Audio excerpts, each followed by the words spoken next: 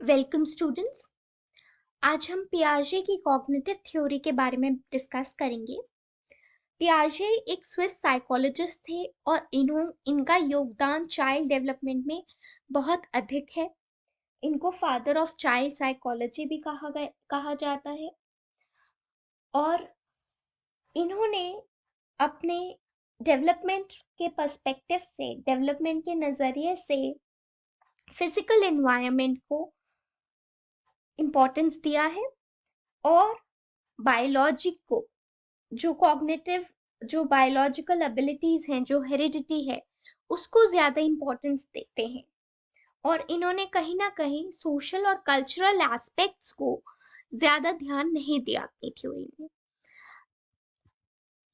आइए देखते हैं कि इन्होंने अपनी कॉग्निटिव थ्योरी में क्या क्या, किन किन बातों का जिक्र किया है। ठीक है, पहला है stage one sensory motor stage, जो उन्होंने दिया। कहा कि बर्थ से लेकर 2 इयर्स तक सेंसरी मोटर स्टेज पाया जाएगा। स्टेज 2 प्री ऑपरेशनल स्टेज, ये 2 से 6 साल के उम्र के बच्चों में पाया जाएगा। कॉन्क्रीट ऑपरेशनल स्टेज 6 से 11 साल के बच्चों में पाया जाएगा। और चौथा है फॉर्मल ऑपरेशनल स्टेज, जो कि अबव 12 इयर्स पाया जाएगा। हर स्टेज की अपनी डेवलपमेंट अलग है, हर स्टेज के अपने कैरेक्टरिस्टिक्स अलग हैं। ठीक है, और इसके बाद इन्होंने किसी स्टेज का जिक्र नहीं किया, सिर्फ अबव 12 इयर्स का। तो 12 इयर्स, ऑलमोस्ट 12 इयर्स, 13 इयर्स पे जो बच्चे की सोच है वो एक अडल्ट की सोच की तरह रहती है। ठीक है, सबसे इंपॉर्टेंट पॉइंट है इनकी थ्योरी का कि इन्होंने कहा है कि कंस्ट्रक्टिव अप्रोच है। एक बच्चा अपने एनवायरनमेंट से, अपने फिजिकल एनवायरनमेंट से कंस्ट्रक्ट करके ज्ञान लेता है।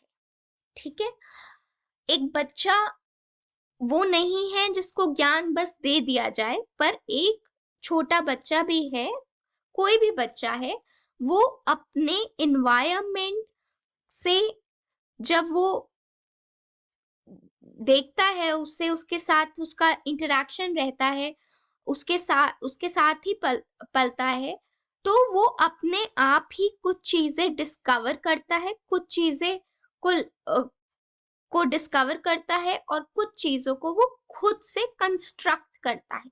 वो अपने एक्सपीरियंसेस के द्वारा, अपने एनवायरनमेंट के फिजिकल इंटरेक्शन द्वारा, ये सब जो अपनी नॉलेज है, जो अपना ज्ञान है बाहर की दुनिया के बारे में, वो खुद से कंस्ट्रक्ट करता है।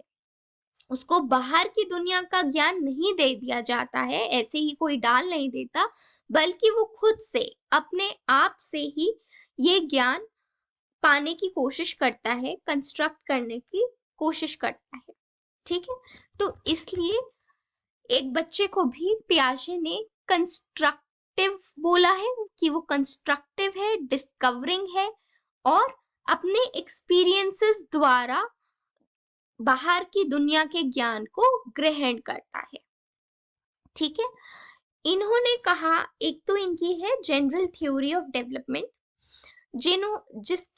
जो ये बताता है कि जितने भी ज्ञान के जितने भी एस्पेक्ट्स हैं, वो सारे एक मिलजुल कर वो चेंज होते रहते हैं, एनवायरनमेंट के साथ वो अपने आप को ढालते रहते हैं, चेंज होते रहते हैं।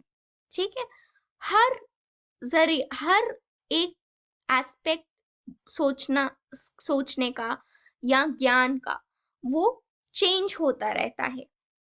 ठीक है, ऐसा नहीं है कि पहले एक एस्पेक्ट बढ़ेगा फिर दूसरा, सब चीजें मिलजुल कर एक डेवलपमेंट प्राप्त होता है।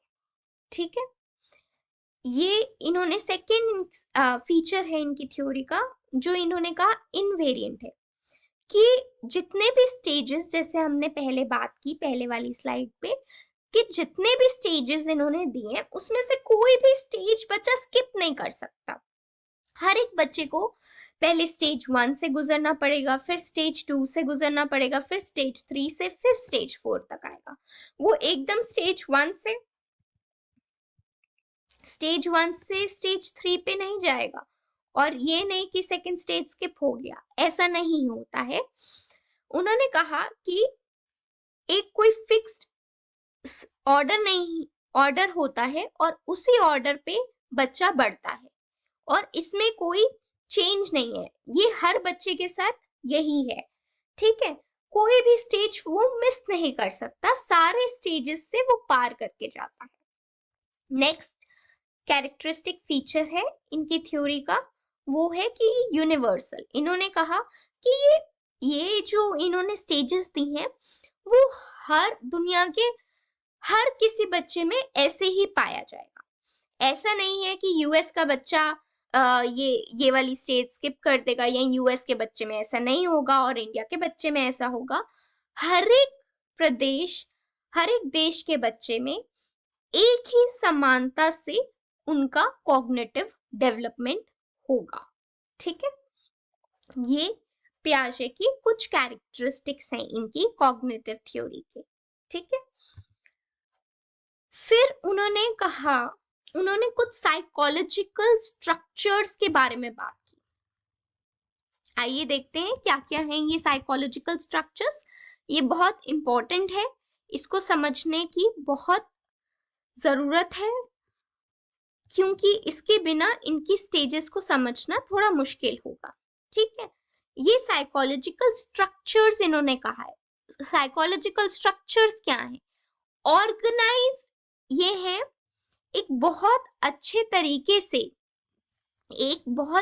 तरीके से सब कुछ ऑर्गेनाइज वे में वो अपने जो बच्चा है अपने एक्सपीरियंसेस को जान पाता है, ठीक है। और इसको कहा गया है स्कीम्स, और ये स्कीम्स जो हैं वो एज के साथ बदलती हैं, ठीक है। तो पहला साइकोलॉजिकल स्ट्रक्चर की जो बात की गई है वो है कि बच्चा ऑर्गेनाइज्ड तरीकों से अपना एक्सपीरियंसेस के द्वारा स्कीम्स बनाता है अपने मन में, जो उसकी उम्र के साथ चेंज हो जाती है। स्कीम्स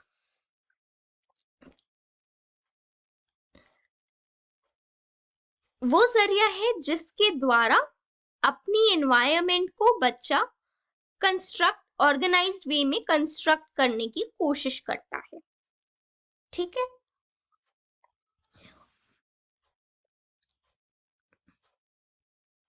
नेक्स्ट है मेंटल रिप्रेजेंटेशन। मेंटल रिप्रेजेंटेशन को क्या बोला गया है?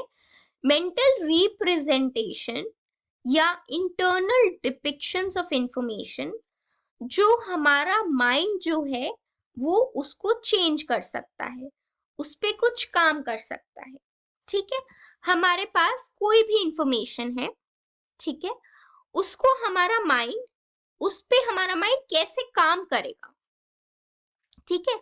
इसके दो जरिए हैं, दो जरियों से हमारे माइंड पे हम काम करते हैं, और ये जरिया है एक इमेज का, इमेजेस के द्वारा, और कॉन्सेप्ट्स का, ठीक है। इमेजेस क्या है? मेंटल पिक्चर्स है ऑब्जेक्ट्स, पीपल और स्पेसेस की। इमेजेस वे हैं जो हमारे मन में पिक्चर्स हैं, हमारे मन में पिक्चर बनती है चीजों की, लोगों की और स्पेस की। जैसे कि मैं बोलूं काउ, तो काउ का एकदम से आपके दिमाग में एक पिक्चर बनेगा, ठीक है। और मैं अगर बोलती हूं कि मम्मी, तो आपके मन में अपनी मम्मी का एक पिक्चर बनेगा। और अगर मैं कहती हूँ कि आपको आपके पास इतना स्पेस है, इसी स्पेस पे आपको उत्तर लिखना है, ठीक है, तो ये भी आपका आपके मन में एक स्पेस को कैसे यूज करें उसका पिक्चर बनेगा। तो इसीलिए जो भी इंफॉर्मेशन है वो हम इमेजेस के द्वारा हम अपने माइंड में मैनिपुलेट करते हैं मतलब चेंज करते हैं, उस पे कुछ काम करते हैं, ठीक है। फिर सेकंड चीज है कॉन्सेप्ट्स। हम अपने माइंड में इंफॉर्मेशन कैसे ऑर्गेनाइज करते हैं, वो हमारे माइंड में ये कॉन्सेप्ट्स कैटेगरीज के द्वारा ग्रुप कर दिए जाते हैं, ठीक है। जैसे कि अगर मैंने बोला एनिमल्स,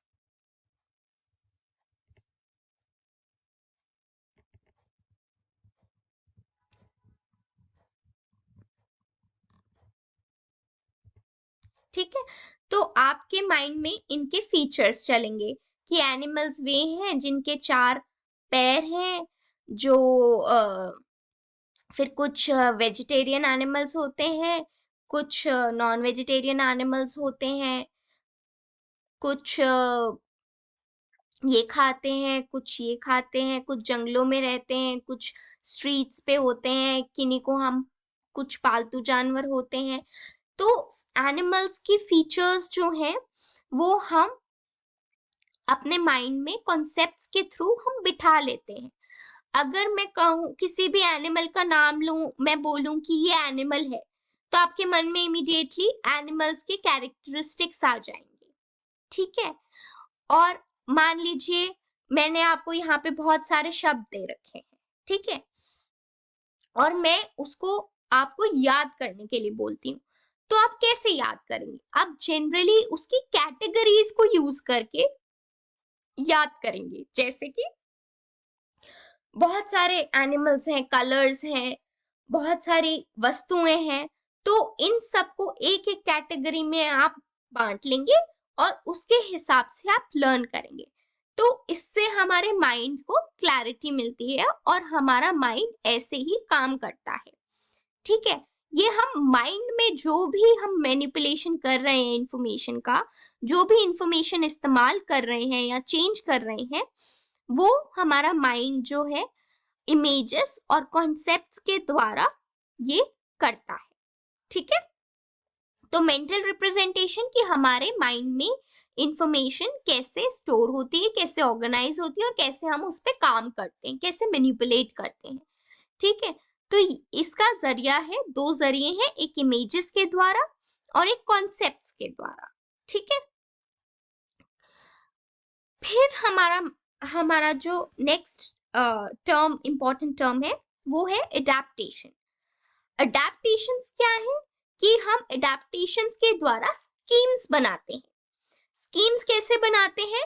जब हम एनवायरनमेंट से इंटरैक्ट करते हैं, जब हम एनवायरनमेंट के साथ बातचीत करते हैं, एनवायरनमेंट के साथ डील करते हैं, तो तब हम कुछ स्कीम्स बनाते हैं। और स्कीम्स क्या है?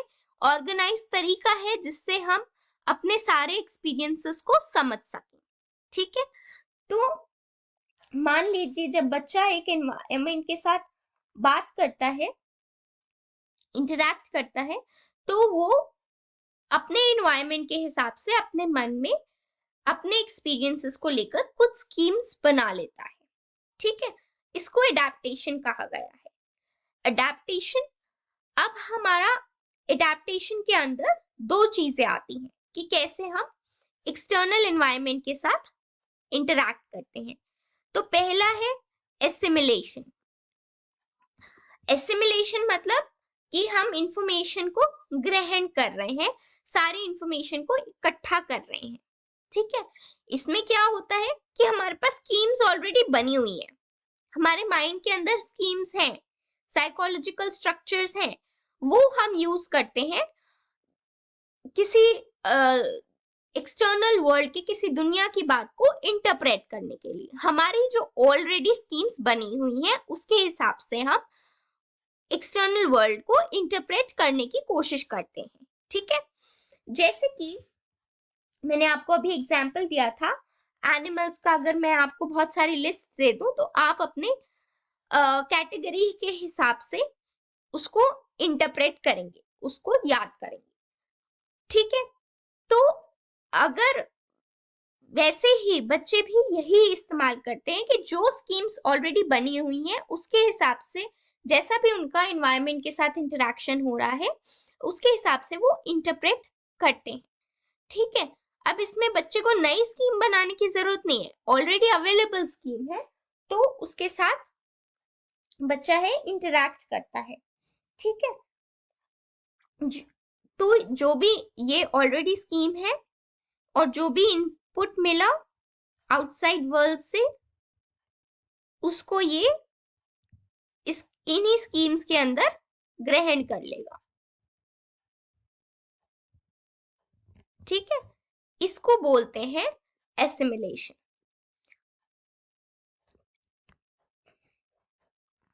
फिर हमारा आता है अकोमोडेशन।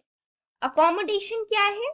अकोमोडेशन में हमें नई स्कीम्स बनानी पड़ती हैं, हमें नई स्कीम्स बनानी पड़ती हैं, या फिर हम जो पहले बनी हुई है उसको कुछ एडजस्टमेंट करते हैं।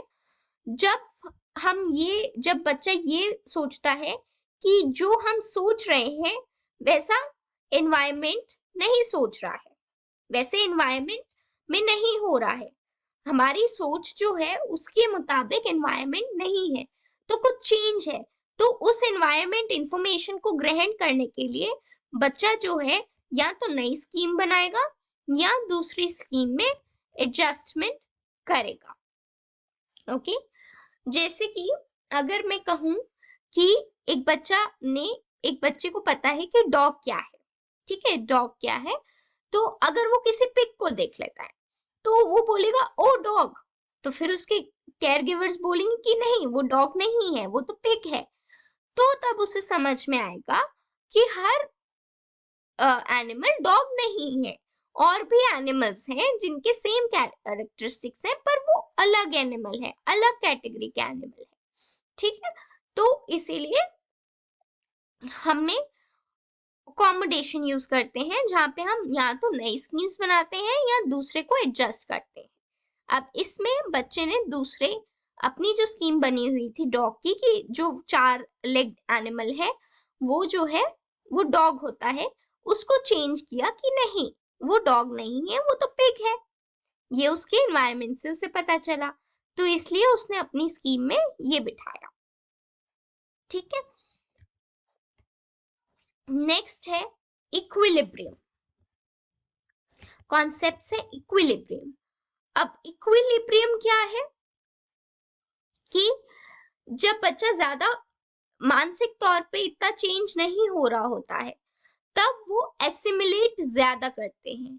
एसिमिलेट ज्यादा करते हैं मतलब कि वो इंफॉर्मेशन सारी इंफॉर्मेशन को एक साथ जोड़ने का प्रयास करते हैं, तो वो एसिमिलेशन होता है। और इसको इक्विलिब्रियम कहा गया है कि जब एसिमिलेशन अकोमोडेशन से ज्यादा हो, ठीक है। डिसइक्विलिब्रियम क्या होगा कि जब बहुत ज्यादा चेंज हो रहा होता है, ज्यादा मानसिक विकास हो रहा होता है, तब जो बच्चा है वो उसको एक डिस्कम्फर्ट सा महसूस होता है, ठीक है, उसको डिसइक्विलिब्रियम कहा गया है। अब यहाँ पे ज्यादा चेंज हो रहा है तो यहाँ पे बच्चा अकोमोडेशन ज्यादा यूज करेगा और एसिमिलेशन कम यूज करेगा, ठीक है।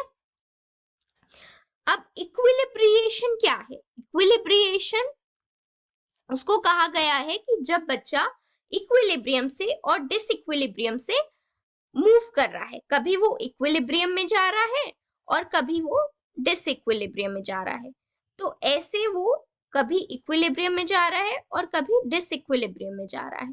तो ये जो मूवमेंट है इसका इक्विलिब्रियम और डिसइक्विलिब्रियम में जाने का, उसको इक्विलिब्रिएशन कहा गया है, ठीक है।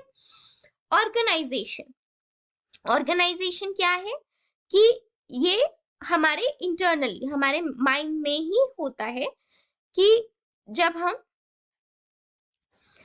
बच्चा नए स्कीम्स बनाता है तो वो अपने जो स्कीम्स है उसको जब नए स्कीम्स बनाता है तो जो इंफॉर्मेशन है उसको कहीं ना कहीं रीअरेंज करता है या दूसरी स्कीम्स के साथ लिंक करता है या कुछ।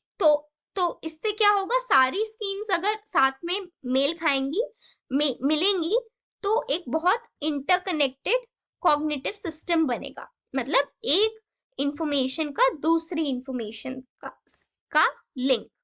ठीक है, जैसे एनिमल्स,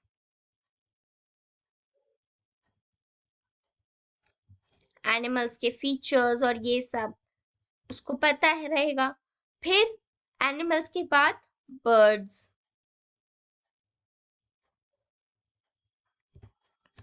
बर्ड्स के बारे में पता रहेगा। तो एनिमल्स के क्या क्या कैरेक्टरिस्टिक्स हैं वो पता रहेगा, टाइप्स ऑफ एनिमल्स पता रहेगा। ठीक है, तो ऐसे ही इंफॉर्मेशन लिंक होती रहेगी। एनिमल्स और बर्ड्स में क्या लिंकेज है ये भी बनाने की कोशिश करेगा। तो इससे क्या है, हमारे माइंड में बहुत इंटरकनेक्शन ऑफ इंफॉर्मेशन बनती है। एक इंफॉर्मेशन से हम दूसरी इंफॉर्मेशन को जोड़ रहे हैं, फिर इसको इससे जोड़ रहे हैं, फिर इसको किसी और इंफॉर्मेशन से जोड़ रहे हैं, इसको इस इंफॉर्मेशन को किसी और इंफॉर्मेशन से जोड़ रहे हैं, इसको किसी और इंफॉर्मेशन से जोड़ रहे हैं। तो हमारे माइंड में ऐसे बहुत इंटरकनेक्शंस बन जाते हैं। तो इससे क्या होगा, हम इंफॉर्मेशन को जो है बहुत अच्छे से ऑर्गेनाइज कर पाएंगे और जब वो हमें इंफॉर्मेशन चाहिए होगी तो हम उसको अच्छे से निकाल भी पाएंगे, दे भी पाएंगे। ठीक है, तो इसको कहते हैं कि हम ऑर्गेनाइज करें, हमारे ब्रेन में जो इंफॉर्मेशन है वो ऑर्गेनाइज्ड वे में रहे। और बच्चा भी वही करने की कोशिश करता है कि अपने माइंड में ऑर्गेनाइज करने की कोशिश करता है स्कीम्स को, और एक स्कीम को दूसरी स्कीम के साथ जोड़ने की कोशिश करता है। ठीक है, ताकि एक लिंक्ड मानसिक सिस्टम, एक लिंक्ड कॉग्निटिव सिस्टम बन पाए। ओके, अब जो फर्स्ट स्टेज है पियाजे की उसको कहा गया है सेंसरी मोटर स्टेज। ये बर्थ से लेकर 2 साल तक बच्चे में देखी जाती है। ठीक है, अब इसमें बच्चा कैसे जो बाहर की दुनिया की इंफॉर्मेशन है वो कैसे ग्रहण कर रहा है, वो अपने सेंसेस के द्वारा बाहर की इंफॉर्मेशन लेने की कोशिश कर रहा है। ठीक है, और इन्हीं सेंसेस के ऊपर वो अपने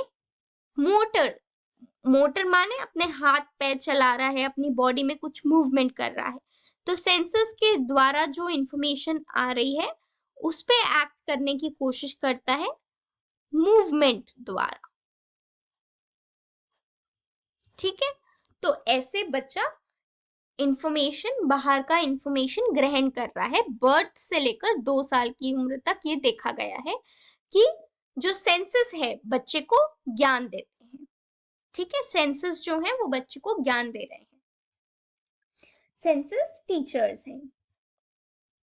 ठीक है, अब इसमें सबसे पहले कई चीजें हैं जो हम देख सकते हैं सेंसरी मोटर स्टेज में। ये है रिफ्लेक्सिव स्कीम्स हैं कि आपके एक न्यूबॉर्न बेबी के जो भी रिफ्लेक्सेस होते हैं वो इसमें आते हैं। ठीक है, मान लीजिए आप कुछ रिफ्लेक्सेस की अगर मैं बात करूं तो पहला है तो एक एग्जाम्पल है रिफ्लेक्स का, सकिंग रिफ्लेक्स। सकिंग रिफ्लेक्स में क्या होता है कि अगर आप कुछ भी चीज बच्चे के मुंह में डाल रहे हैं या अपनी फिंगर ही डाल रहे हैं तो वो बच्चा उसको सक करने लगेगा, उसको चबाने लगेगा। ठीक है, तो ये एक उस बच्चे का रिफ्लेक्स है। ठीक है, इनवॉलेंट्री मूवमेंट है, वो कुछ भी चीज आप डालेंगे तो वो चबाने लगेगा, वो उसको अपने माउथ के जरिए उसको सक करता है। ठीक है, फिर है प्राइमरी सर्कुलर रिलैक्शन। ये क्या है, इसको क्या बोला है, प्राइमरी मतलब मेन, ठीक है। सर्क्यूलर मतलब वो एक गोलाकार की तरफ घूमता रहता है, कि जैसे घूमता रहता है। रिएक्शन मतलब मूवमेंट, कुछ स्टिमुलस हुआ और आपने बच्चे ने रिएक्ट किया, तो इसको प्राइमरी सर्कुलर रिएक्शंस कहा गया है। ये 1 से 4 महीने के बच्चे में पाए जा रहे हैं। अब ये क्या है, ये सिर्फ सिंपल मूवमेंट्स है, सिंपल मूवमेंट हैबिट्स हैं, सिंपल मोटर हैबिट्स हैं जो बच्चा अपनी खुद की बॉडी के द्वारा प्राप्त करता है, ठीक है। खुद की बॉडी से रिलेटेड होता है और जो एक बार कर लिया उसको रिपीट करता रहता है, ठीक है। जैसे कि बच्चा अपने हाथों को देख रहा है कि उसके हाथ एक दूसरे हाथ से टच हो रहे हैं, फिर वो ओपन हो रहे हैं, फिर वो क्लोज हो रहे हैं, तो ये मूवमेंट है। तो इसी मूवमेंट को वो बार बार दोहराता रहता है, ठीक है। इसको सर्क्यूलर कहा गया, रिपीटिंग बिहेवियर्स कहा गया। बच्चे ने एक बार अपने हाथों को जोड़ा, उनको टच किया, उनको फिर ओपन किया, फिर क्लोज किया, और इसी तरह से ये प्रक्रिया चलती रहती है। तो इसके द्वारा बच्चा अपने ये समझता है कि वो अपनी बॉडी के कुछ मूवमेंट्स को कंट्रोल कर सकता है, ठीक है। अपने हाथों को जैसे चाहे वैसे खोल सकता है, वैसे बंद कर सकता है। तो ये है primary circular reactions.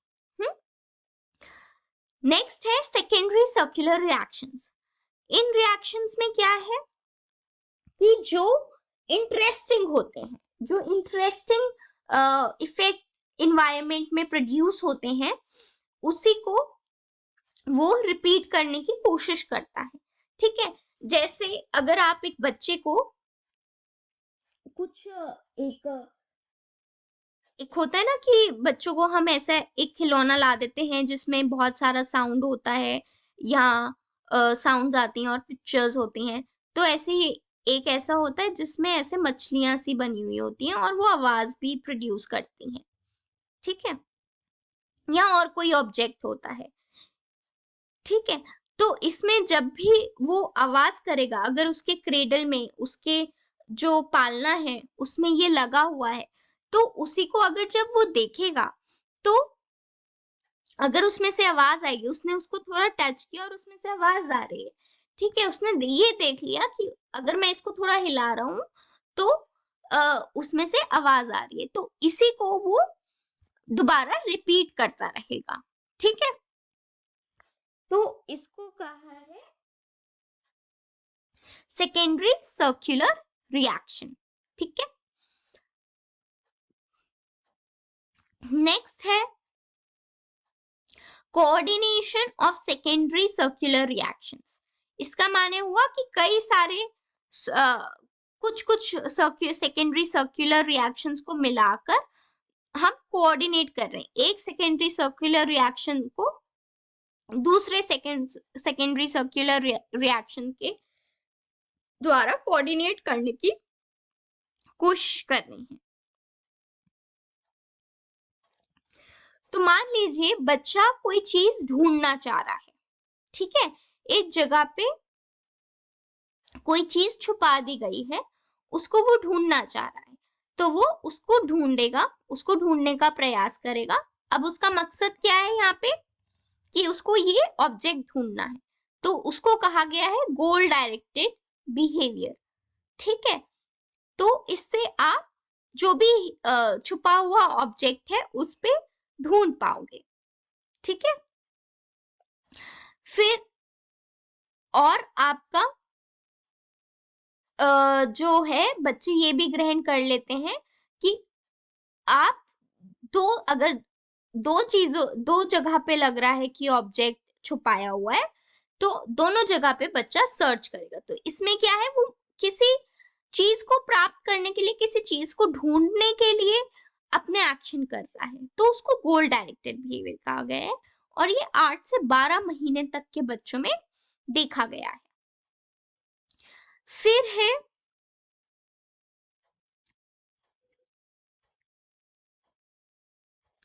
Tertiary circular reaction, जो कि 12 से 18 महीने तक के बच्चों में देखा गया है।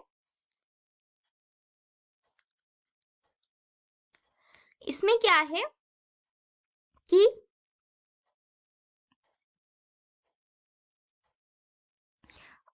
जो आपका ऑब्जेक्ट है, जो आपके पास ऑब्जेक्ट है, उसको उसकी जो कैरेक्टरिस्टिक्स हैं, उसका जो बना हुआ जैसे है या और कोई जो फीचर है, उसको करने की कोशिश करेगा, उसको समझने की कोशिश करेगा, उसे एक्सप्लोर करने की कोशिश करेगा अपने बिहेवियर द्वारा। ठीक है, तो इसको कहा गया है टर्शरी सर्कुलर रिएक्शन। फिर है मेंटल रिप्रेजेंटेशन, जो 18 महीने से लेकर 2 साल के बच्चों तक पे पाया गया है। और इसमें क्या है कि आपकी मेंटल रिप्रेजेंटेशन, कि आपके मन में ही कुछ चित्रों के द्वारा या कॉन्सेप्ट्स के द्वारा आप इंफॉर्मेशन को अपने माइंड में ही चेंज कर पा रहे हो, माइंड में ही वर्क कर पा रहे हो। ठीक है, तो ये बच्चा प्राप्त कर लेता है 18 महीने से लेकर 2 साल की उम्र तक। जैसे कि उसको पता है कि मेरा खिलौना कैसा दिखता है, उसके माइंड में पिक्चर है। अगर वो खिलौना उसको हटा दिया जाए, वहां से कहीं और रख दिया जाए, तो वो सर्च करना चाहेगा। ठीक है, और अपने माइंड में उसकी पिक्चर होगी कि ये मेरा खिलौना ऐसा था। ठीक है, और अगर उससे मिल जाता है, वो ढूंढ लेता है, तो वो उसको लगेगा कि उसने प्रॉब्लम का सॉल्यूशन ढूंढ लिया, कि उसने ढूंढ लिया कि रखा कहाँ गया है। तो ये जो मेंटल रिप्रेजेंटेशन है, वो 18 महीने से 2 साल के बच्चों में देखी गई है। ओके,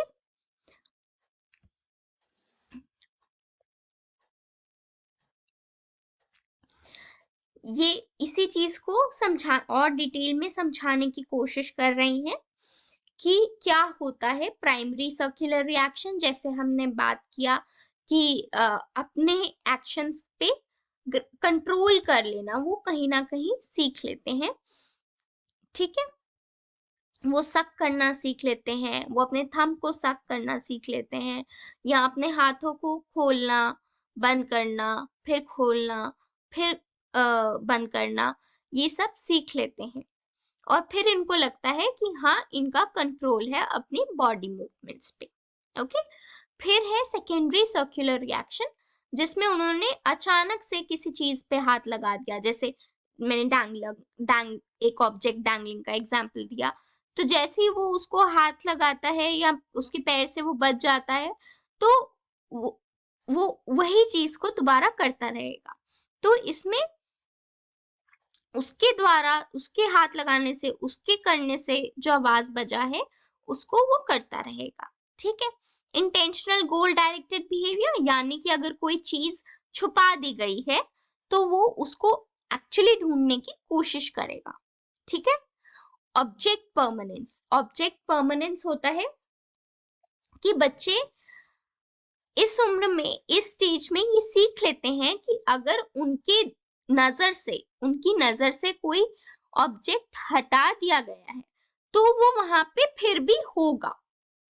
ठीक है, जब मान लीजिए बच्चे का जो ऑब्जेक्ट है, जो फेवरेट खिलौना है, वो आपने हटा दिया, ठीक है, और उसकी नजरों के सामने अब वो खिलौना नहीं है, पर वो ये चीज को ध्यान रखता है, ये चीज आ जाती है कि अगर उसकी नजरों के सामने कोई चीज नहीं भी है, इसका मतलब ये नहीं है कि वो ऑब्जेक्ट टूट गया या कुछ हो गया। वो ऑब्जेक्ट है, वो खिलौना है, पर अभी उसके साथ, उसकी नजरों के सामने नहीं है, बट वो एग्जिस्टेंस में है अभी।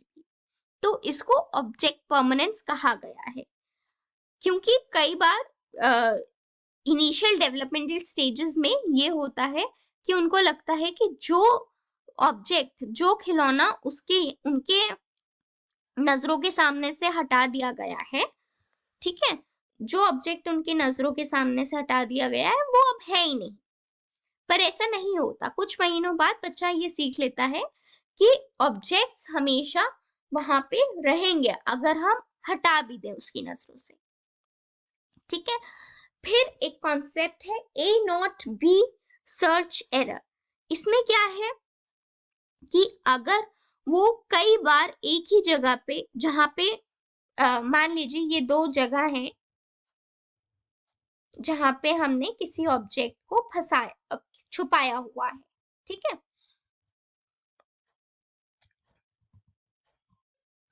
तो बच्चा क्या करेगा, बच्चे को पता है ये यहाँ छुपा हुआ है, उसका खिलौना यहाँ पे है, तो वो यहाँ तो सर्च कर लेगा, वो देख लेगा।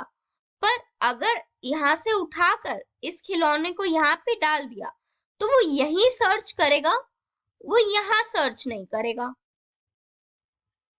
यहाँ सर्च नहीं करेगा पर यहीं सर्च करेगा। तो इसको कहा है कि वो फर्स्ट हाइडिंग प्लेस पे ही सर्च कर रहा है, जबकि उस ऑब्जेक्ट को वहां से उठाकर, उस खिलौने को वहां से उठाकर किसी और दूसरी जगह पे रख दिया गया है। ठीक है। तो इसको बोलते हैं ए नॉट बी सर्च एरर। आगे स्लाइड में हम इसका एक वीडियो देखेंगे छोटा सा।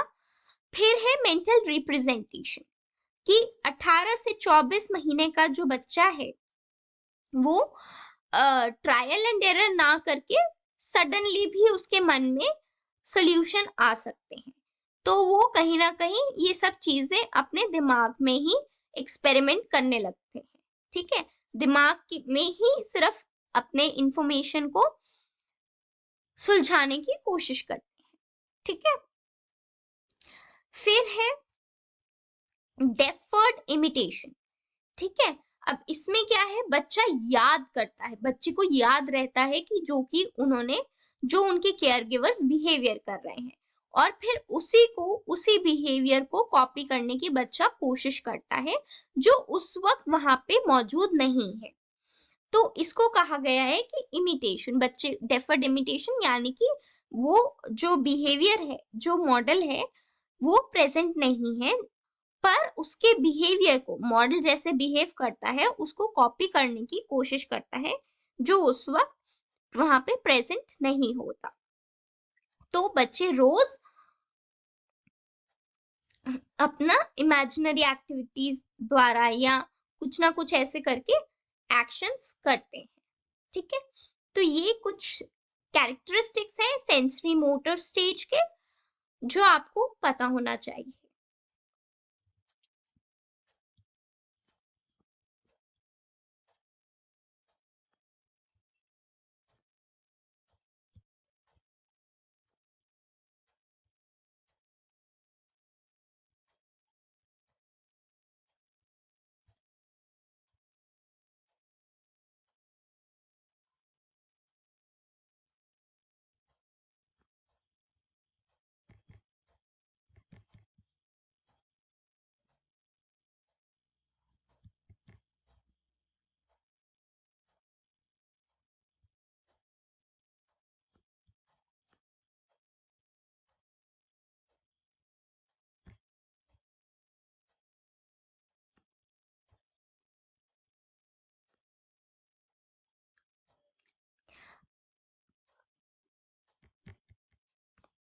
पास दो स्पेसेस हैं, मैंने यहाँ एक ऑब्जेक्ट छुपा दिया। ठीक है।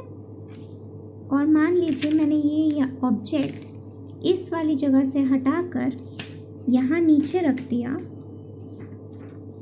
इसके नीचे रख दिया, पर बच्चा जो है यहीं पे ढूंढेगा, यहाँ पे नहीं ढूंढ पाएगा, यहीं ढूंढेगा।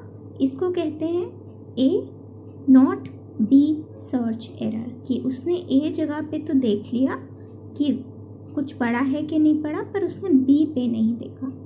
इसको कहा जाता है A not B search error. Next stage पे हम आते हैं। ये स्टेज का नाम है प्री ऑपरेशनल स्टेज, और ये 2 से 6 उम्र के बच्चों में ये पाया जाता है। ठीक है। इसमें भी कुछ जो बच्चा ग्रहण करता है, जो विकास होता है, उसमें क्या क्या जो नॉलेज है वो ग्रहण कर पाता है। ठीक है। इसमें ये है कि रिप्रेजेंटेशनल एक्टिविटी में बहुत बढ़ोतरी होती है।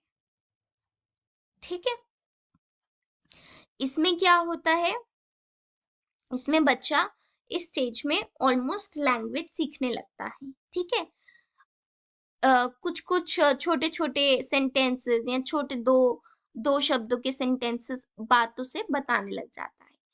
मेक बिलीव प्ले का मतलब है कि वो किसी का, जैसे एक नाई की एक्टिंग कर रहा है कि नाई के पास अगर जाते हैं तो वो ऐसे बाल काटता है, वो ऐसे करता है, ये लगाता है, वो लगाता है, और वो एक्चुअली वो ऑब्जेक्ट्स यूज नहीं कर रहे हैं जो नाई करता है, पर उसके अलावा कोई और यूज कर रहे हैं। ठीक है, कोई और यूज कर रहे हैं, मान लीजिए अपना कंघी के लिए कुछ छोटा छोटा सा खिलौना यूज कर रहे हैं जिसमें व्हील्स है, तो वो यूज कर रहे हैं उसके लिए अपनी बालों में कंघी फेर रहे हैं, उसको मेक बिलीव प्ले कहा गया है।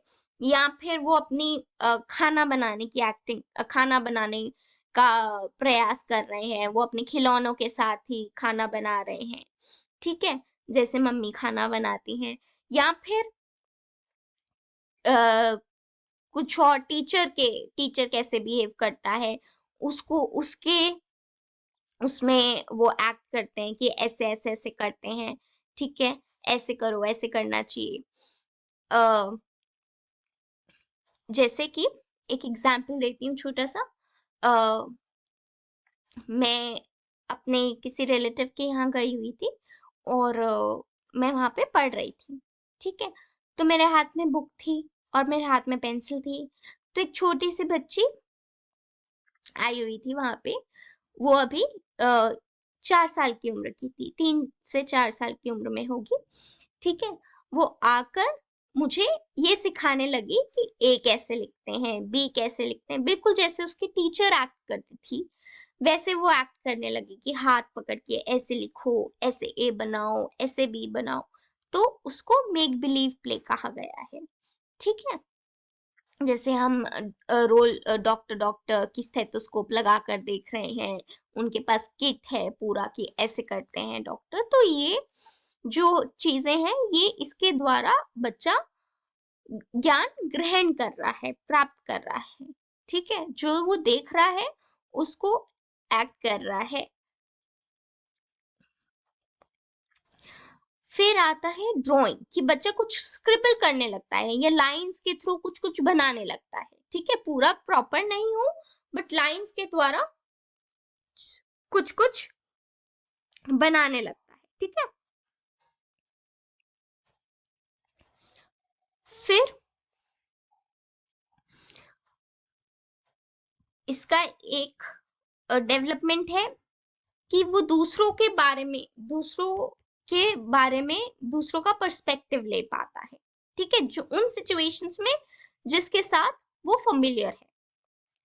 फिर distinguishes animate beings from inanimate objects, माने कि जिन living things, basically living things और नॉन लिविंग थिंग्स में अंतर समझ पाता है कि लिविंग थिंग्स में क्या अंतर है और नॉन लिविंग थिंग्स में क्या अंतर है। ठीक है, ये चीज कि उसमें मैजिक है, कि मैजिक के जरिए ऐसा हो जाएगा, वो उस चीज को मान्यता नहीं देता। ठीक है, okay. So animate beings from inanimate beings का ये मतलब हो सकता है कि जैसे कि एक बच्चा था, वो किसी को देख रहा था कि वो स्टिक से जमीन को मार रहा है। ठीक है, तो उस बच्चे ने कहा कि स्टिक को दर्द नहीं होगा, कि आप मार रहे हो ऐसे, स्टिक को दर्द नहीं होगा, फ्लोर को दर्द नहीं होगा। तो यानी कि वो समझ नहीं पाया है कि लिविंग थिंग और नॉन लिविंग थिंग में क्या अंतर है। ठीक है, तो उन्होंने यही कहा, जो स्टिक से मार रहे थे उन्होंने कहा कोई स्टिक लिविंग थिंग है या फ्लोर लिविंग थिंग है जिसपे मारेंगे और उसको दर्द होगा।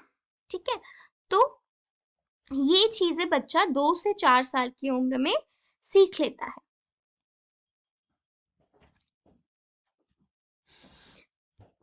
हायरार्किकली मतलब छोटे से बड़े में वो ऑर्गेनाइज करने लग जाता है चीजों को, ठीक है। फिर है 4 to 7 ईयर्स में मेक बिलीव प्ले स्ट्रॉन्ग हो जाता है, रिप्रेजेंटेशनल एक्टिविटीज काफी चीजें माइंड में ही वो चेंज करने लगता है या माइंड में ही वर्क करने लगता है। फिर मैजिकल बिलीव्स जो है फेरीज को लेकर या गॉब्लिन्स को लेकर, उसको जो है नहीं मानता, उसके कुछ रीजंस अच्छे जो रीजंस पॉसिबल है उसको दे सकता है, ठीक है। और जो रियलिटी की प्रॉब्लम है वो सब सॉल्व कर पाता है, ठीक है। तो इससे अंडरस्टैंडिंग बनती है। तो इस स्टेज में बच्चे की अंडरस्टैंडिंग काफी ज्यादा सही हो जाती है, ओके। तो ये कुछ प्री ऑपरेशनल स्टेज की अटेनमेंट्स है। ये 2 to 6 to 7 ईयर्स तक आप ये स्टेज बच्चों में पाएंगे।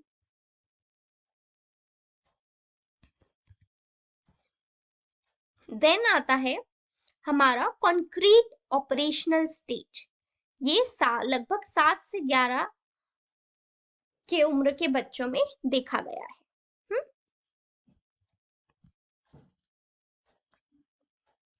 ये तीसरा स्टेज है और इसमें बच्चे लॉजिक्स के द्वारा, तर्क वितर्क के द्वारा चीजों को समझने लगते हैं, ठीक है। जो ऐसे इवेंट्स जो कॉन्क्रीट हैं, वर्ल्ड में प्रस्तुत हैं, उन इवेंट्स और एक्सपीरियंसेस को लॉजिकली समझने लगते हैं, ओके। अब लॉजिक कैसे हो पाता है पॉसिबल? जब वो ऑपरेशंस को समझ पाए, ठीक है। ऑपरेशंस क्या है? कुछ ऐसे अडेप्टेबल मेंटल तरीके हैं जो एक दूसरे से कंबाइन करके हम प्रॉब्लम्स को सॉल्व कर सकते हैं। कुछ ऐसे रूल्स जो एक इंफॉर्मेशन से हमें दूसरे इंफॉर्मेशन की तरफ सॉल्व कर सकते हैं। एक इंफॉर्मेशन को लेकर हम दूसरी इंफॉर्मेशन को सॉल्व कर सकते हैं, दूसरी इंफॉर्मेशन पे अप्लाई करके सॉल्व कर सकते हैं। तो ये कहा गया है concrete operational stage. Concrete operational stage पे हम लॉजिकली सोच पाते हैं, बच्चे लॉजिकली सोच पाते हैं रियल वर्ल्ड इवेंट्स के बारे में और ऑपरेशंस के बारे में सोच पाते हैं, ऑपरेशन सॉल्व कर पाते हैं। ऑपरेशंस क्या है? कुछ मेंटल मानसिक एक्शंस हैं जो चेंज हैं, जो एक दूसरे से मिलाकर प्रॉब्लम सॉल्व कर लेंगे, या कुछ रूल्स हैं जो एक इंफॉर्मेशन से दूसरे इंफॉर्मेशन से को अगर हम बदल दें तो एकदम प्रॉब्लम जो है वो सॉल्व हो सकती है। इसको कॉन्क्रीट ऑपरेशनल स्टेज कहा गया है। जैसे कि मैथमेटिकल ऑपरेशंस, इस स्टेज का अच्छा एग्जाम्पल हो सकता है कि हम ऐड करने लग जाते हैं, डिवाइड करने लग जाते हैं, सब्ट्रैक्ट करने लग जाते हैं। ये सब चीजें हम जो हमें दिया गया है 6 + 3 4 + 2 जो भी हमें दिया गया है मैथमेटिकल ऑपरेशंस, वो सब हम कर पाते हैं और हम एक कैटेगरी से लेकर दूसरे कैटेगरी के बीच में रिलेशंस भी बता पाते हैं, ठीक है। कि इस कैटेगरी में कौन सी चीजें आएंगी, ये एक कैटेगरी है, इसमें कौन सी चीजें आएंगी। जैसे कि अगर बोला एनिमल्स तो एनिमल्स के नाम बता पाएंगे, और जैसे अगर बोला कि ऑब्जेक्ट्स के नाम बताइए तो वो बता पाएंगे। तो क्लास इंक्लूजन की किस कैटेगरी में कौन सा ऑब्जेक्ट आएगा, क्या आएगा, वो सब ये बता पाते हैं, ठीक है। अब देखते हैं ये एग्जाम्पल।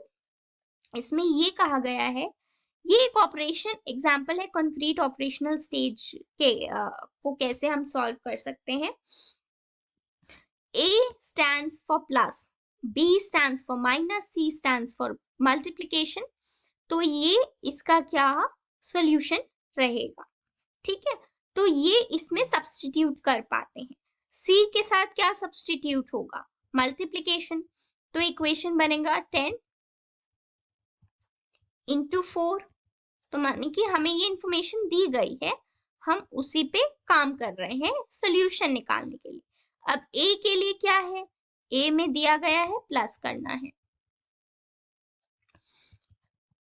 फिर उसके बाद सी क्या है, सी अगेन मल्टीप्लिकेशन के लिए है।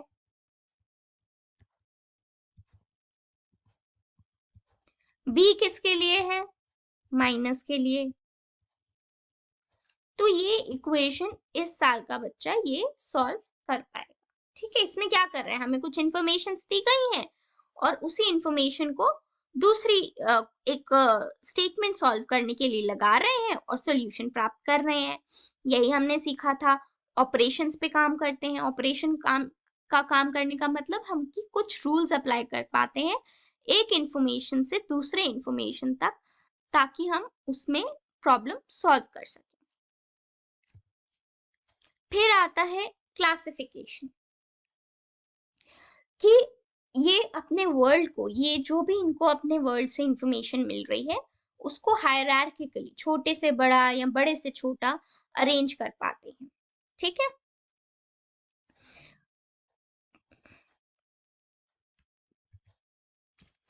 ठीक है। अब एक एग्जांपल देखते हैं कॉन्क्रीट ऑपरेशनल स्टेज का, जिसमें कुछ बच्चों से ये पिक्चर दिखाई गई, 4 साल के बच्चों को और 9 साल के बच्चों को। ठीक है, तो यहाँ पे ये बोला गया, ये पूछा गया बच्चों से कि इस पिक्चर में क्या और बच्चे हैं या और लोग हैं। ठीक है, तो 2 डायमेंशंस इसमें ले रही, चिल्ड्रन वर्सेस नॉन चिल्ड्रन, लोग वर्सेस नॉन एडल्ट्स। ठीक है, adults versus people versus non people. ठीक है, तो 2 डायमेंशंस ले ली गई। तो अब एक 4 साल का बच्चा जो प्री ऑपरेशनल स्टेज है वो एक ही डायमेंशन पे, एक ही एस्पेक्ट पे फोकस कर पाएगा, वो चाइल्ड वर्सेस अडल्ट डायमेंशन। ठीक है, और जबकि एक 9 साल का बच्चा है वो ये पहचान पाएगा कि बच्चा और एडल्ट्स दोनों एक ही कैटेगरी में है, दोनों पीपल के कैटेगरी में आते हैं। ठीक है, तो ये जो ओल्डर पीपल जो 9 साल के बच्चे थे वो इसका आंसर देंगे कि इसमें और लोग हो सकते हैं, तो वो उनका आंसर सही रहेगा कि लोगों में बच्चे भी आते हैं और एडल्ट्स भी आते हैं। तो जबकि 4 साल का बच्चा जो प्री ऑपरेशनल स्टेज में है वो ये कहेगा कि इसमें और बच्चे हैं। ठीक है, तो वो एक ही डायमेंशन को कंसिडर कर रहा है। हाउएवर इसको 9 साल के बच्चों को पता है कि चिल्ड्रन और एडल्ट पीपल की ही कैटेगरी है, तो वो पीपल वर्सेस नॉन पीपल की कैटेगरी को कंसिडर करेगा।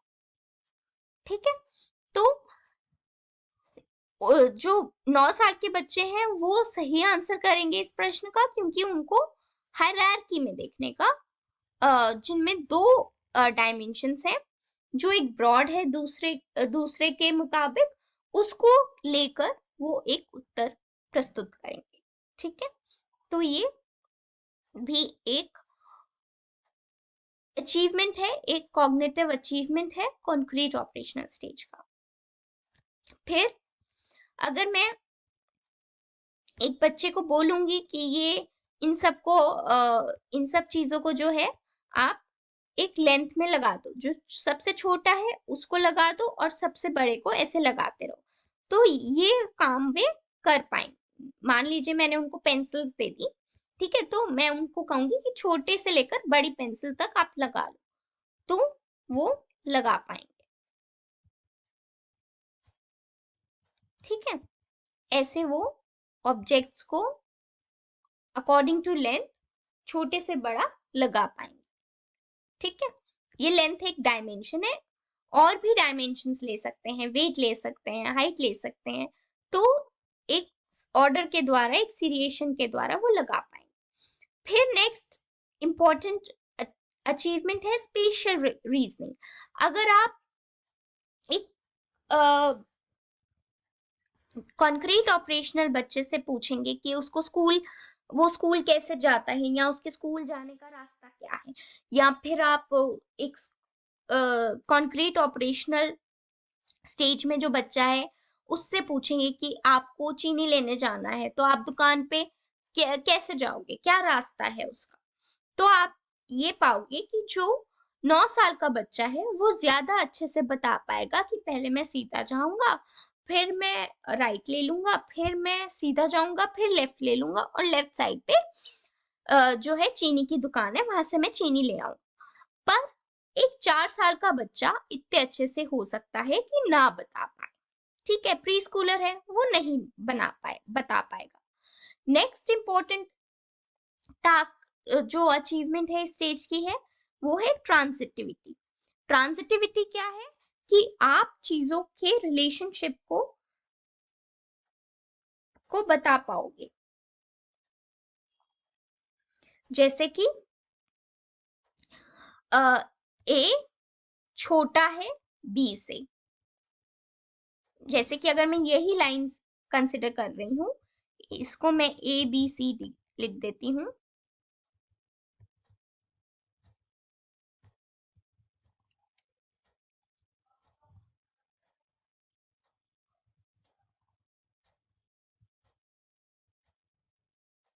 ओके,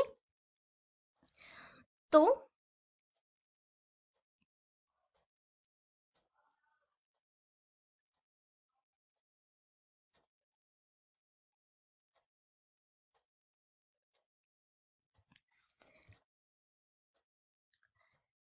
ये बता पाएगा, बच्चा ये बता पाएगा कि ए छोटा है बी से और बी बड़ा है ए से, ठीक है, बी छोटा है सी से पर सी बड़ा है बी से। तो दूसरे चीज के मुताबिक पहली चीज कैसी है या आखिरी चीज कैसी है या और चीज कैसी, कंपैरिजन चीजों दो चीजों को लेकर किसी डायमेंशन के अकॉर्डिंग एक कंपैरिजन बच्चों में आ पाता है, वो बता पाते हैं कि कौन सा छोटा है कौन सा बड़ा है इस चीज के मुताबिक।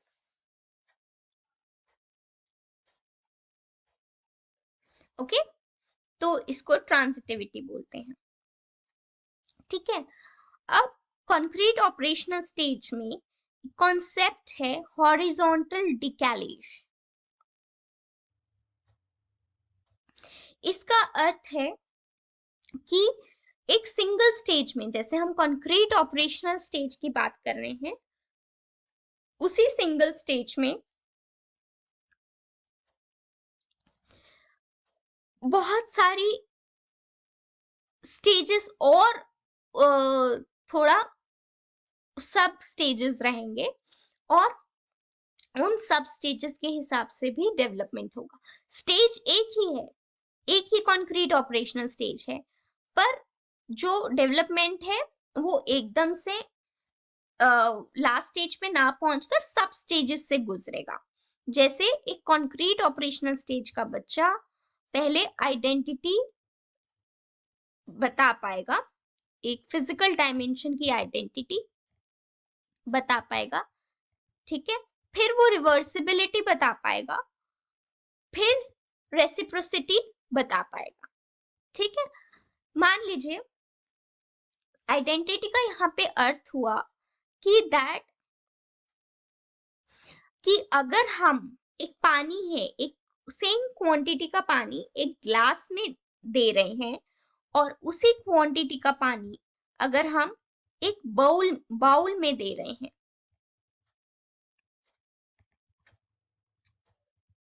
ठीक है, पानी दोनों जगह है, पर मान लीजिए मैंने इस ग्लास से पानी इस बाउल में डाल दिया और मैंने ना कुछ ऐड किया ना सब्ट्रैक्ट किया, तो बच्चा पहले इस चीज को आइडेंटिफाई कर पाएगा कि सिर्फ उसका जो फिजिकल शेप है एक बाउल का और ग्लास का, सिर्फ वो बदला है और कुछ नहीं, जो क्वांटिटी है वो सेम रहेगी। तो ये आइडेंटिटी का कॉन्सेप्ट सबसे पहला फॉर्म करेगा कि जैसा हमें चीजें दिख रही हैं उसके हिसाब से क्वांटिटी डिटरमिन नहीं होती है, बल्कि उसका एक्चुअल जो डायमेंशन है, जो एक्चुअल पानी है, वो चेंज नहीं होगा।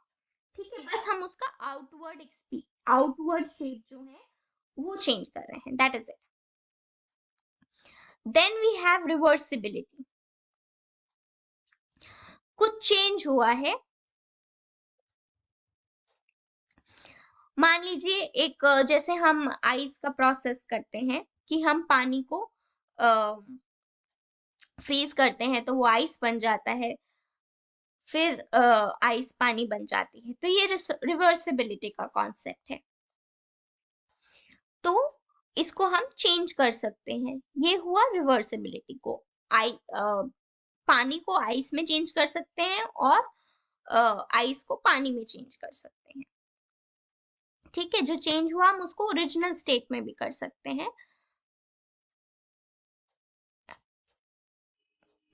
फिर हमारा कॉन्सेप्ट आता है रेसिप्रोसिटी का। रेसिप्रोसिटी, अगर मास जो है वो सेम रहे और उस डायमेंशन में हम चेंज लाए, जैसे कि अगर मैंने एक ऑब्जेक्ट है, एक क्ले ले लिया मैंने, उसको सीधा कर दिया, उसको फ्लैट कर दिया, तो वो थोड़ा बड़ा हो जाएगा। ठीक है, पर उसका जो मास है वो सेम रहेगा, चाहे मैं उसको फ्लैट कर रही हूँ या उसको मैं कोई और शेप दे रही हूँ। ठीक है, तो this is the concept of reciprocity.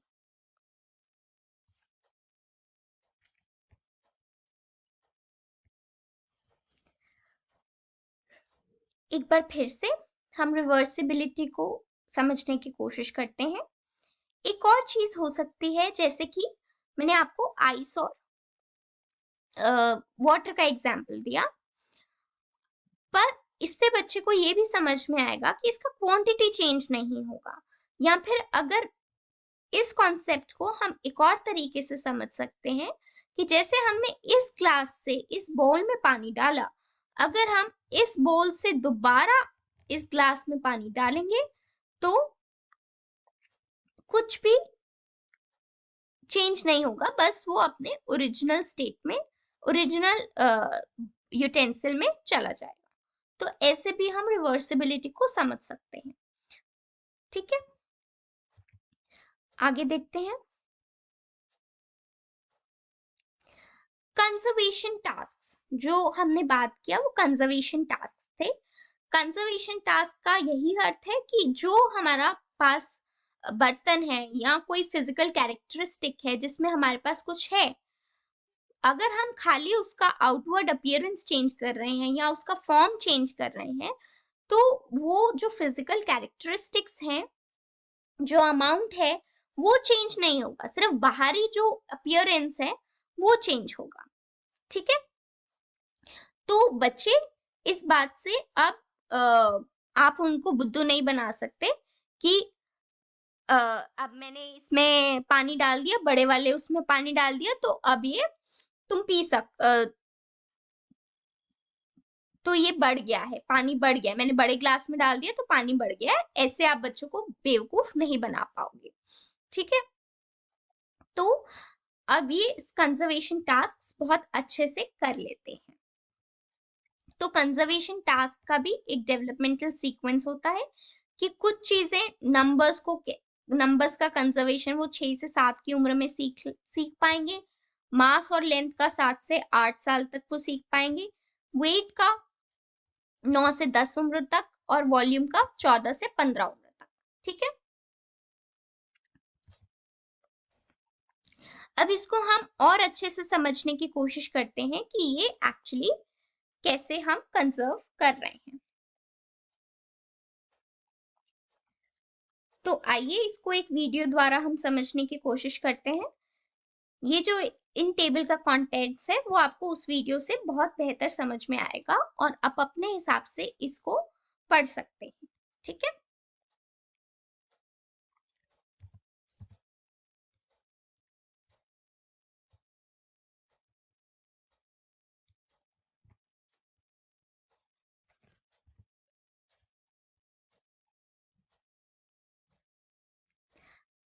अब ये नंबर का कंजर्वेशन है। ठीक है, अब नंबर की कंजर्वेशन टास्क में क्या दिया गया है कि ये कुछ बादाम को ऐसे रोज में हमने अरेंज कर लिया है, ठीक है।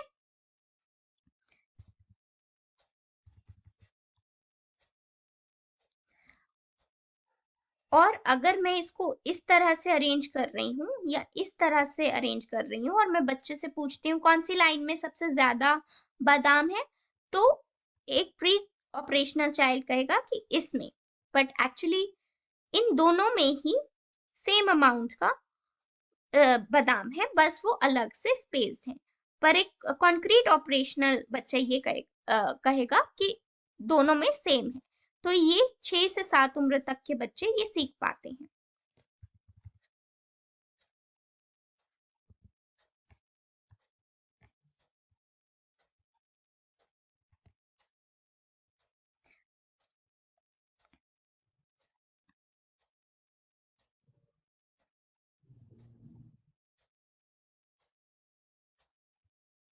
नेक्स्ट टास्क पे चलते हैं।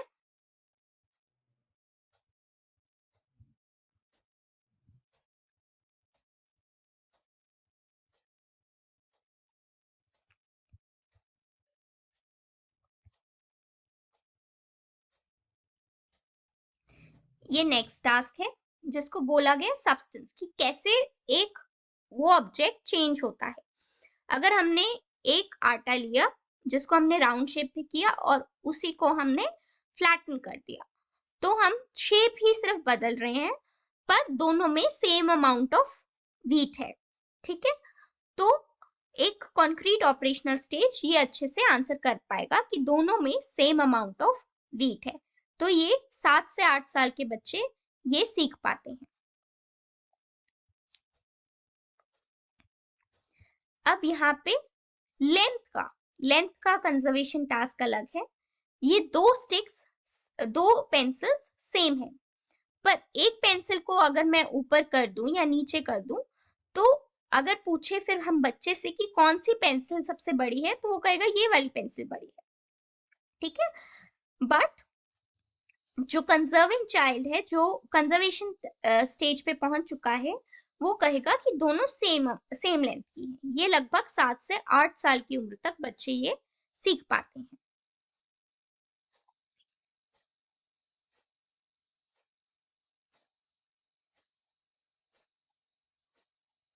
अब इसी जगह पे नेक्स्ट है एरिया। यहाँ पे मैंने सेम साइज का प्लेट्स लिए हैं और इन प्लेट्स में अलग अलग तरीके से मैंने बादाम को अरेंज कर दिया है, ठीक है। और अगर मैं बच्चों से अब पूछूंगी कि किसमें same amount of open space है कि नहीं है, तो एक प्री कंजर्विंग चाइल्ड कहेगा कि नहीं है और एक कंजर्विंग चाइल्ड कहेगा कि हाँ सेम अमाउंट ऑफ स्पेस है। तो ये 8 से 9 साल की उम्र तक के बच्चे बता पाते हैं।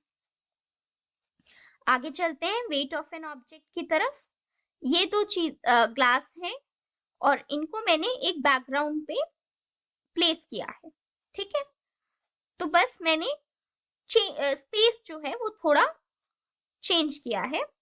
तो अगर मैं बच्चे से पूछूंगी कि कौन सा ऑब्जेक्ट ज्यादा वेट का है, तो प्री कंजर्विंग चाइल्ड जो है वो कहेगा वर्टिकल शेप वाला जो ग्लासेस है उनका ज्यादा वेट है, पर कंजर्विंग चाइल्ड कहेगा कि दोनों के वेट सेम है। ये कम से कम 9 से 10 साल के उम्र के बच्चे बता पाते हैं। फिर हमारा आता है next dimension, next type of conservation task, वो है वॉल्यूम। इस क्लास में दोनों ग्लासेस में सेम अमाउंट ऑफ एक सब्सटेंस है, ठीक है। मैंने बस सब्सटेंस को जो है वो थोड़ा सा चेंज किया है। तो अब इसमें बच्चे से पूछेंगे कि क्या ये जो दोनों में सब्सटेंस है वो same amount of water displace कर रहा है। प्री कंजर्विंग चाइल्ड कहेगा नहीं, पर एक कंजर्विंग चाइल्ड कहेगा हाँ। तो ये लगभग 14 से 15 साल की उम्र तक आ पाता है।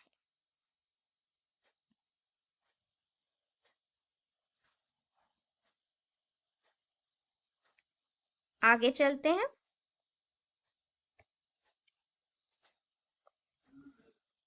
Egocentric thinking. ईगोसेंट्रिक थिंकिंग में जो बच्चे हैं जो स्कूल जा रहे हैं उनके मन में ये आ जाता है कि जैसा वो सोच रहे हैं बस वही तरीका नहीं है सोचने का। हर बच्चा हर कोई अपने अलग हिसाब से सोच सकता है या हर एक का अपना अलग व्यू पॉइंट है और वो दूसरों के नजरिए से के हिसाब से चीजों को देख पाते हैं या समझ पाते हैं। तो यही स्टेज है जो एम्पैथी भी डेवलप होती है जहां पे। अब एल्डर ने 3 माउंटेन टास्क किया था जिसमें उन्होंने बच्चे से पूछा था, उनको ये दिख रहा था, ठीक है। तो बच्चे से ये पूछा कि वो क्या देखेंगे, तो उन्होंने सिर्फ अपना पर्सपेक्टिव बताया कि जो उन्हें दिख रहा है वही सही है, पर जो दूसरा कोई अगर देख रहा है यहाँ से या यहाँ से उसको क्या दिखेगा ये बच्चे नहीं बता पाएंगे, ठीक है।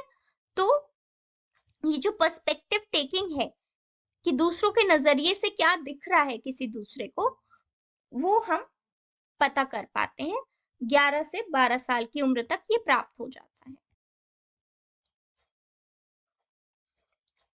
ठीक है।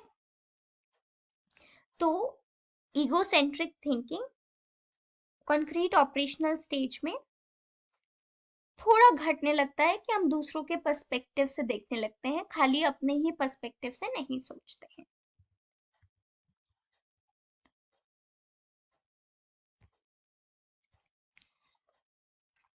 देन हमारा कॉन्सेप्ट आता है कॉन्क्रीट ऑपरेशनल में लॉजिकल रीजनिंग का, जिसमें बच्चा जो है इंडक्टिव रीजनिंग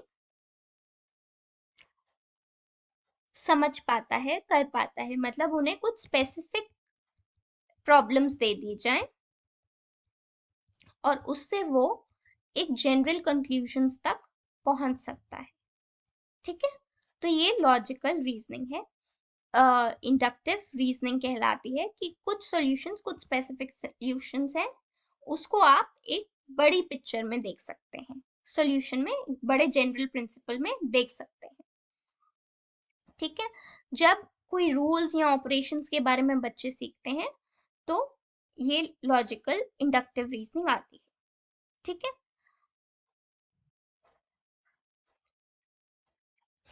अब बच्चे यहाँ पे इफ देन कंडीशंस भी समझ पाते हैं, अगर ये तो ऐसे, ठीक है। फिर रीजनिंग स्किल्स में और बेटरमेंट हो जाती है जब 8th ग्रेड पे हम ये इफ, खाली इफ और if and only if statements में हम समझ पाते हैं। डिडक्टिव लॉजिक कि हमें एक स्टेटमेंट, एक ब्रॉड स्टेटमेंट दिया जा रहा है और हमें इन ब्रॉड स्टेटमेंट्स को स्पेसिफिक प्रॉब्लम्स में अप्लाई करना है, ये डिडक्टिव रीजनिंग होती है। ये फॉर्मल ऑपरेशनल स्टेज में आती है जो कि 12 से अधिक उम्र के बच्चों में पाया जाता है, ठीक है। नेक्स्ट है हमारा फॉर्मल ऑपरेशनल स्टेज। तो इस स्टेज में बच्चे की जो सोचने की क्षमता है वो एक एडल्ट की तरह बन जाती है, ठीक है। सबसे पहला है हाइपोथेटिको डिडक्टिव रीजनिंग। इसमें एक हाइपोथेसिस आपको दे दिया जाता है, ठीक है, और क्या आउटकम रहेगा,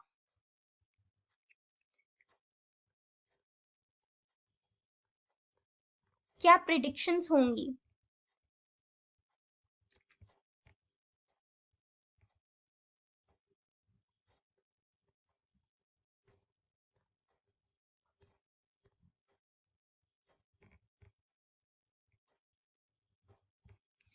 क्या प्रिडिक्शंस रहेंगी, ये भी आप इसके थ्रू जान सकते हैं, ठीक है।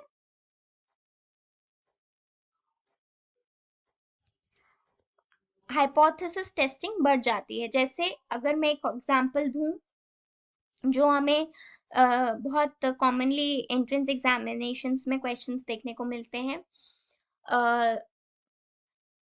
ऑल एनिमल्स आर मैमल्स, ठीक है, then all mammals are birds, ठीक है। फिर आपको एक स्पेसिफिक कंक्लूजन दे दिया जाएगा।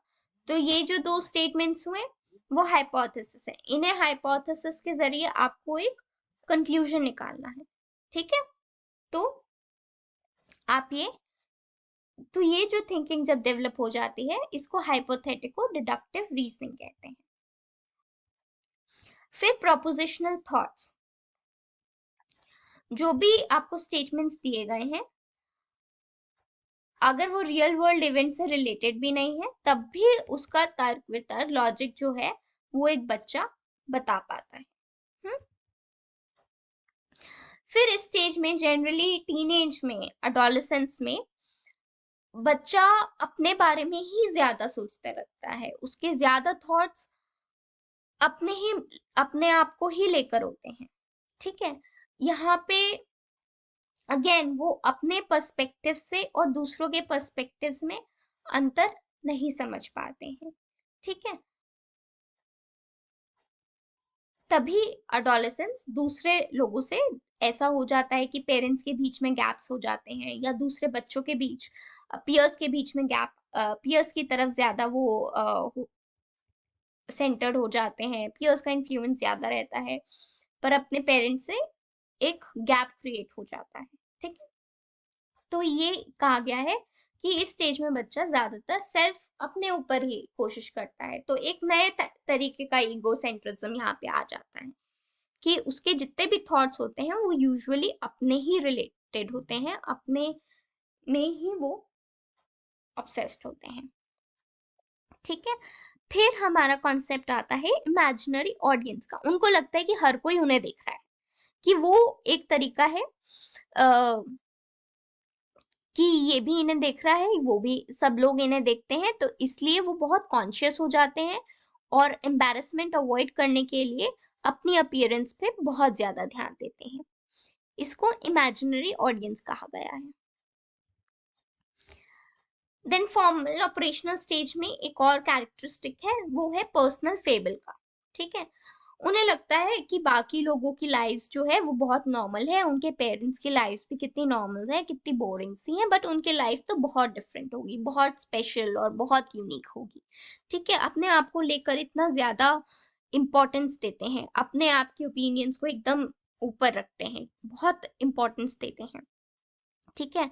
उनको ये लगता है कि दूसरे उनके बारे में उनको देख रहे हैं और उनको उनके बारे में सोच रहे हैं, ठीक है। उनको लगता है कि वो बहुत स्पेशल और यूनिक है।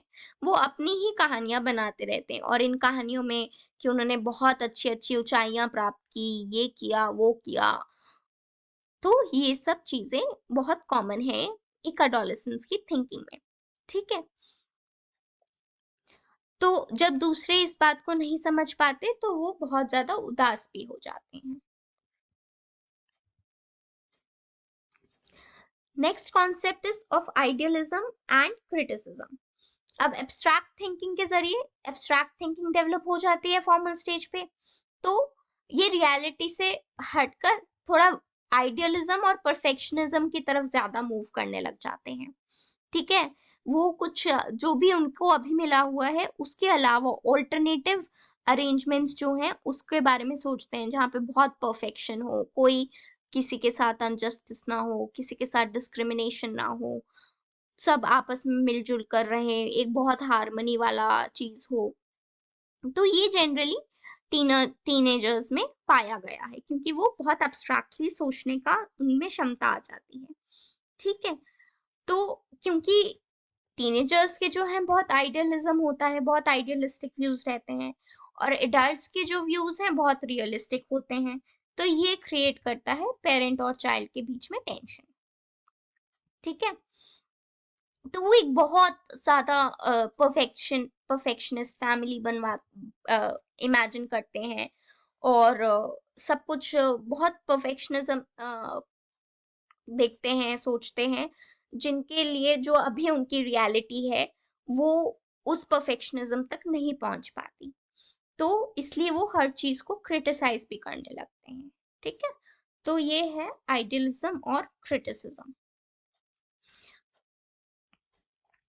डिसीजन मेकिंग में थोड़ी सी दिक्कत आती है एडोलेसेंट्स को, क्योंकि बहुत ज्यादा रैशनली नहीं सोच पाते हैं, इमोशनली ज्यादा सोचना प्रेफर करते हैं, हर चीज के डिसएडवांटेजेस एडवांटेजेस को लेकर साथ नहीं चल सकते हैं, और बहुत सारे आउटकम्स, मल्टीपल आउटकम्स एक चीज के इवेल्युएट असेस नहीं कर पाते हैं उतने अच्छे से, या कर भी लेते हैं कुछ, तो ये अपनी चॉइसेस में बहुत ज्यादा उलझे हुए रहते हैं। तो देखते हैं कि क्या इसको चूज करने से उनके गोल्स मीट करेंगे कि नहीं करेंगे। ठीक है, दूसरों की मिस्टेक से सीखना पसंद करते हैं और एक बेटर फ्यूचर के बारे में डिसीजन ले पाए, ये भी इनका कोशिश रहता है। तो ये कुछ कैरेक्टरिस्टिक्स हैं जो एब्स्ट्रैक्ट थिंकिंग और हाइपोथेटिको डिडक्टिव थिंकिंग के द्वारा हमें पता चलती हैं, जो डेवलप हो जाती हैं अराउंड 12 इयर्स ऑफ एज। पियाजे का बहुत बड़ा कंट्रीब्यूशन है एजुकेशन में। उन्होंने सबसे पहला इंपॉर्टेंट कॉन्सेप्ट दिया कि बच्चा जो है एक कंस्ट्रक्ट करता है एनवायरमेंटल एक्सपीरियंसेस को, डिस्कवर करता है चीजों को।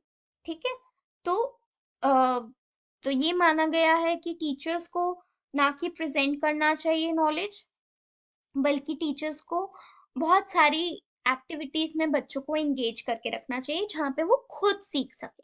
ठीक है, आर्ट हो गया, पजल्स हो गया, गेम्स हो गई, ब्लॉग्स हो गया, कुछ भी, मतलब बच्चे को दिया जाए कि वो खुद से चीजें कर सके। सब कुछ फीड ना करे टीचर, सब कुछ पैसिवली अवेलेबल ना करवाए, बट वो खुद से चीजें कर सके। Sensitivity to children's readiness to learn. Okay,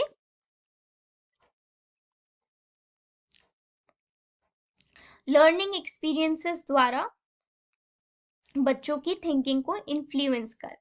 ठीक है, तो जहां पर अभी बच्चा है, जिस स्टेज में अभी बच्चा है, उसके हिसाब से बच्चे को पढ़ाया जाए। ठीक है, वो कितना सीखना चाहता है या वो कितना सीख सकता है, उसके बारे में जानकर उसकी थिंकिंग को, उसके कॉग्निशन को शेप किया जाए, बनाया जाए। फिर एक्सेप्टेंस ऑफ इंडिविजुअल डिफरेंसेस, कि हर बच्चा अलग अलग रेट पे बढ़ता है। ठीक है, सारे बच्चों का सीक्वेंस सेम नहीं होता है, तो इसीलिए छोटे छोटे ग्रुप्स में एक्टिविटीज प्लान होनी चाहिए, इंडिविजुअल लेवल पे एक्टिविटीज प्लान होनी चाहिए, ग्रुप्स में प्लान होना चाहिए, क्योंकि हर बच्चे का ग्रहण करने की क्षमता और हर बच्चे का डेवलपमेंटल रेट, डेवलपमेंट में बढ़ने का तरीका, बढ़ने का जो स्तर है वो अलग अलग है। ठीक है, तो ये इसमें पियाजे का एजुकेशन में बहुत इंपॉर्टेंट कंट्रीब्यूशन रहा है।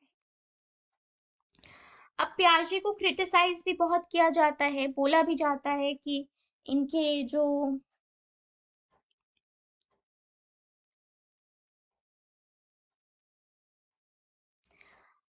अब पियाजे की ये क्रिटिसिज्म है कि इन्होंने हर स्टेज पे बच्चे को बहुत अंडर एस्टिमेट किया, बहुत कम उनकी क्षमता बताई जितनी उनकी एक्चुअली होती है।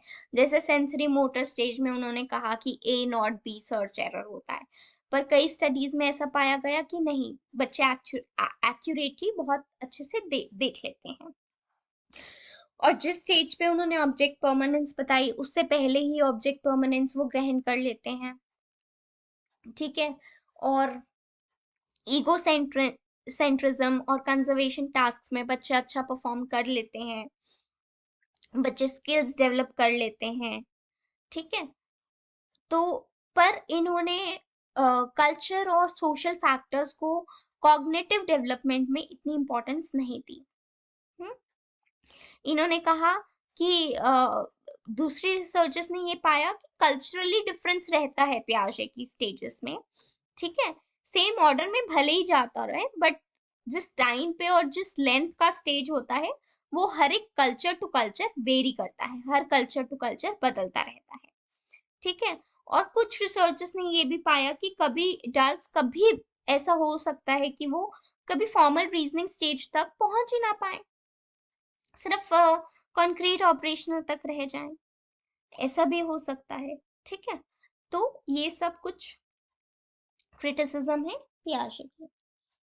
इससे पहले हमने बात की थी एनिमिज्म के कॉन्सेप्ट की। तो एनिमिज्म इज बेसिकली कि हमने ये प्री ऑपरेशनल स्टेज में बात की थी। तो एनिमिज्म क्या है कि बच्चे को लगता है कि जो नॉन लिविंग थिंग है वो भी लिविंग थिंग जैसा ही है, वो भी उसको भी उसके भी फीलिंग्स हैं, उसको भी चोट लगती है। जैसे मैंने आपको स्टिक और फ्लोर का एग्जाम्पल दिया था, ठीक है।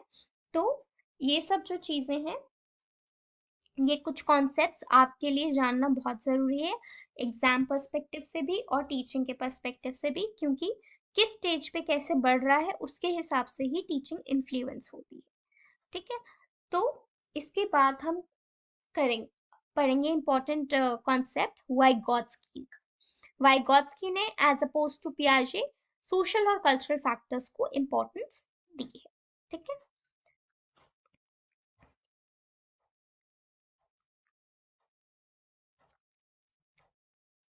अब हम नेक्स्ट क्लास में कंटिन्यू करेंगे।